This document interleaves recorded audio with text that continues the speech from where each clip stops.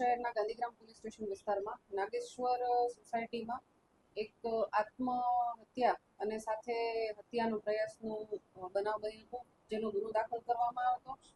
અને આ જે બનાવ છે એની વિગત એવી છે કે લાલજીભાઈ રમેશભાઈ પઢિયાર કે જેઓએ પોતાની પત્ની તૃષા પઢિયારને પોતાના લાયસન્સ્ડ વેપનથી એને ગોળી મારી અને એને ઈજા પહોંચાડેલ હતી અને પોતાની જાતને પણ એમણે આ ગોળી માથાના ભાગે મારી અને આત્મહત્યા કરેલ હતી. આ જે તૃષાબેન છે એમનું આજે વહેલી સવારે 4 વાગ્યા આસપાસ એમનું પણ સારવાર દરમિયાન મૃત્યુ થયેલ છે, જેથી આજે 109 મુજબનો ગુનો દાખલ કરવામાં આવ્યો હતો હત્યાના પ્રયાસનો, અટેમ્પ્ટ ટુ મર્ડરનો. એમાં મર્ડરની કલમ BNS 103 ઉમેરવા માટેની કાર્યવાહી કરવામાં આવી છે.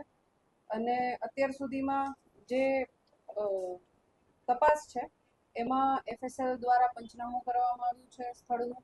બેલેસ્ટિક વિભાગનો પણ આ બાબતે અભિપ્રાય લેવામાં આવશે. CCTV જે છે એ જગ્યાના એ કબજે કરવામાં આવેલા છે. અને જે લાલજીભાઈ છે એમની પાસે લાયસન્સ્ડ વેપન હતું, તો આ એમનું જે લાયસન્સ છે એ પણ કબજે કરવામાં આવ્યું છે. અને એમના ઘરેથી પંચનામું કરી અને જેટલા બીજા લાઈવ રાઉન્ડ હતા કાર્ટ્રિજ એ પણ કબજે કરવામાં આવ્યા છે. અને સાથે સાથે જે સ્થળ ઉપરથી અમને ખાલી કેસ મળ્યા હતા એ પણ કબજે કરવામાં આવ્યા છે.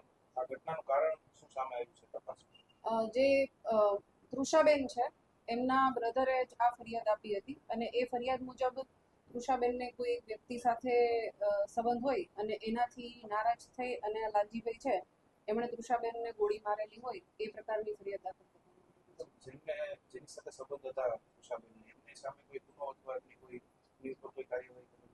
એમને આ ગુનાની તપાસના કામે સમન્સ આપી અને તપાસના કામે બોલાવવામાં આવેલા છે.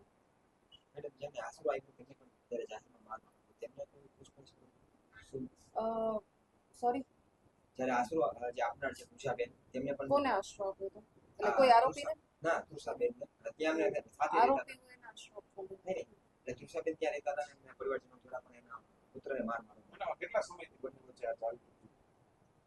જે જે હસબન્ડ વાઈફ છે એની વચ્ચે છેલ્લા 1.5 મહિનાથી આ બાબતે રકઝક ચાલુ હતી અને તૃષાબેન છે એ છેલ્લા 1.5 મહિનાથી એમના હસબન્ડથી અલગ રહેતા હતા.